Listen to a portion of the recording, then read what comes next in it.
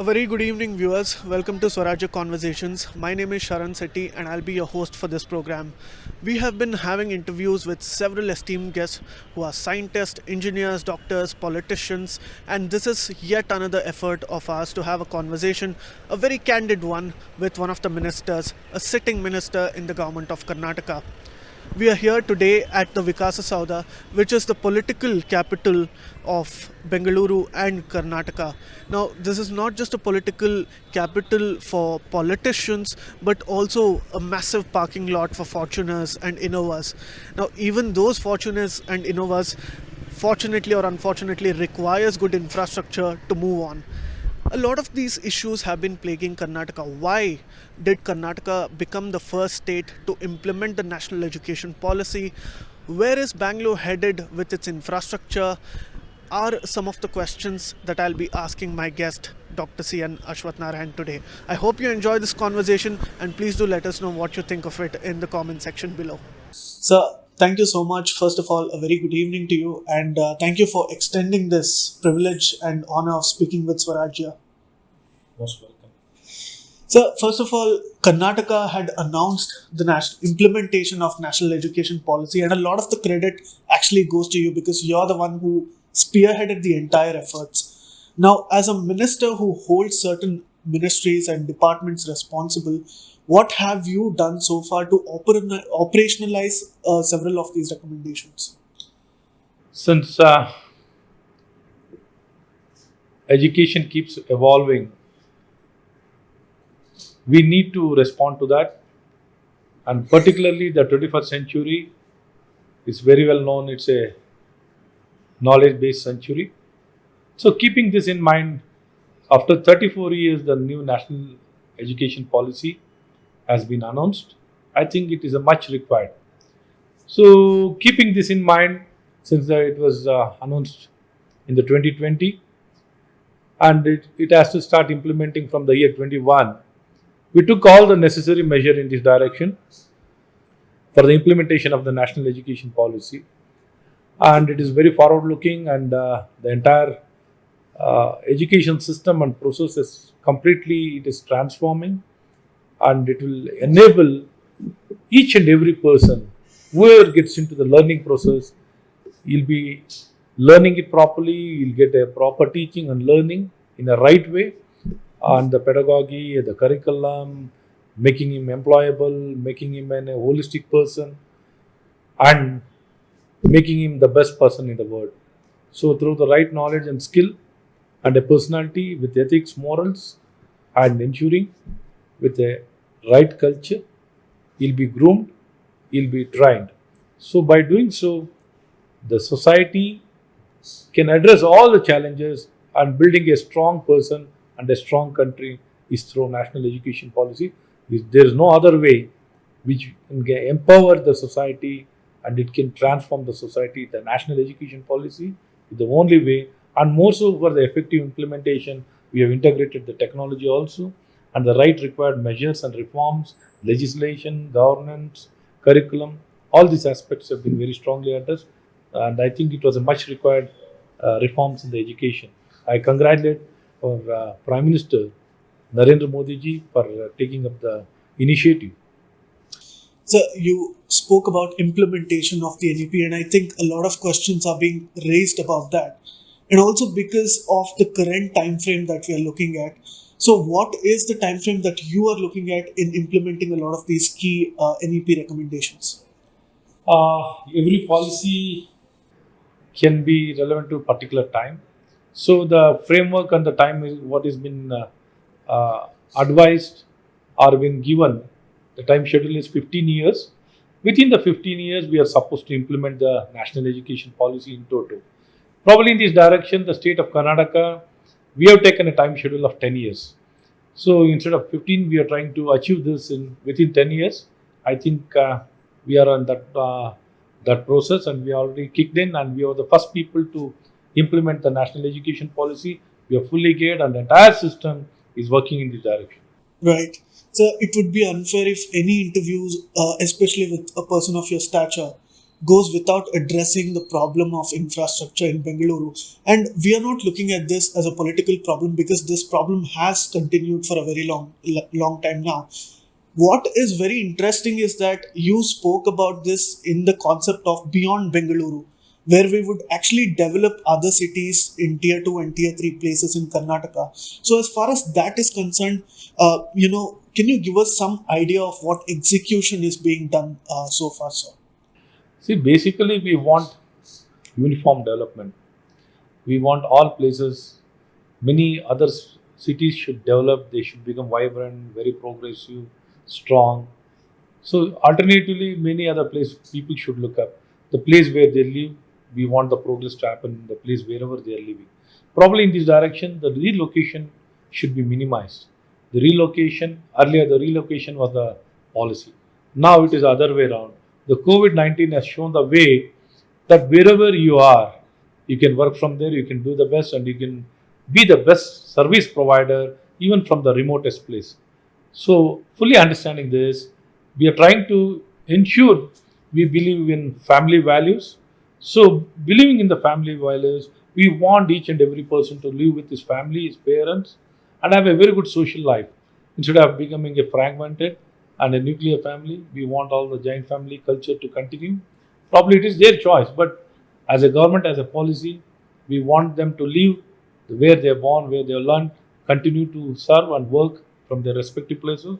We are fully understanding this. We have come out with a Beyond Bangalore policy. Through the Beyond Bangalore, we are trying to ensure that the uniform growth, whatever the support, encouragement, handholding, anchoring, and the policy designing of the policy and development of the infrastructure, everything has been encouraged. And COVID 19 has given the greatest strength for us to go. And more so, the existing cities, the bigger cities, need to reinvent themselves, evolve. There are many challenges, the quality of life, compaction, spreading, policy, many aspects are there. And to keep it relevant, also, no city can, stay without growing. All cities need to keep growing. In whatever proportion it can grow, it should keep growing, and it should keep adding, and the quality should keep improving, and at the same time all the different places also should improve. Since we are actually talking about developing infrastructure, and you also spoke about the pandemic and how it's actually affected a lot of the growth that Karnataka would have witnessed if it was not for the pandemic. So, during the last 5 years, Bengaluru has actually raced to become one of the top hotspots for different business ventures and entrepreneurship in the world. Uh, and a lot of the credit actually goes to the youngsters who are starting new businesses in the city. But from a state policy perspective, what do you think the government has done differently as compared to the other states to enable this? See, uh, first of all, let me congratulate and appreciate the talent which has made a huge difference to ensure that the city of Bangalore, which has been continuing to perform very well, do well in all the emerging areas, let it be ITS services, engineering, technology, startups, entrepreneur, biotechnology, in many more areas, space, aerospace, all possible areas, they've been extremely doing well. And city now has been looked up by the entire world, not only in our country, the entire world is looking up to Bangalore as a place where it can build technology for the rest of the world. Probably in this direction, it has been adding its strength, growing in strength with talent, and in the terms of developing very good technology. To further strengthen in this direction, we are coming out with a right policy, with the right mechanism and a system to enable and strengthen. Probably we are expanding our relationship with all the countries and connecting. And more so, the national education policy also has come very handy. The most important aspect of this emerging areas, it is talent, the learning system. The teaching and the learning system is most important. We're trying to scale up the talent and ensure the demand of the industry is very well supplied and catered. So we need to work in this direction, and which we have been working, fully understanding the challenges, how to be the best. We need to come with a lot of solutions, a lot of enablements, and we are in that process. Right. Since you actually spoke about talent, one of the frequent complaints that entrepreneurs have is the lack of good talent. But Bengaluru has a lot of good educational institutes, and I think the city and the state can take a lot of credit for that. but at the end of the day, the talent should be very employable, sir. So as far as skill education is concerned, what has been done so far, and what is the roadmap you would envision to make the graduates more employable in the future? So fully understand, we are trying to simplify the entire process. We are trying to simplify the entire process. We are telling the people where are the opportunities, what kind of skill is required, how you need to get that, and government is fully willing to support all the student whoever is willing to get trained, and what kind of dream he's having to realize his dream or the opportunities. We are working fully connected with the stakeholders, all the stakeholders, let it be students, let it be employers, let it be institutions. We are working with all of them to fully facilitate that. And along with this, the talent improvisation, probably national education policy is emphasizing on a strong foundation from the zero, from the days the baby is born. From there on, the education emphasis starts. So we are not letting it go anywhere, any stage. We're trying to build from the from the day of birth to further lifelong learning in this direction. Yes. We are fully understanding how things needs to be done. What are the challenges? We are trying to address all those challenges to build talent to requirement of not only our place, our city, or for the entire world. Right. Probably in this direction, we are on the right track. So, besides being a key minister, one of the main things what you're credited for is developing Malleshwara so well. Whether it's the infrastructure or many of the schemes that you have actually rolled out in your own constituency, but the rest of the city and the rest of the state's infrastructure is yet to match up to that standard. As far as that is concerned, what would be your frank assessment of Bengaluru's current state of infrastructure today? Yeah, definitely the infrastructure in Bangalore is reasonably good, but as a city, the expectations, there is a huge expectations when it comes to the quality of life, infrastructure, facility, healthcare, education, roads, public space, parks, playgrounds. Many of these requirement are very big requirement is there. This is one is approved levels, unapproved, uh, all kind of things are there. Probably understanding these challenges, we are working in this direction.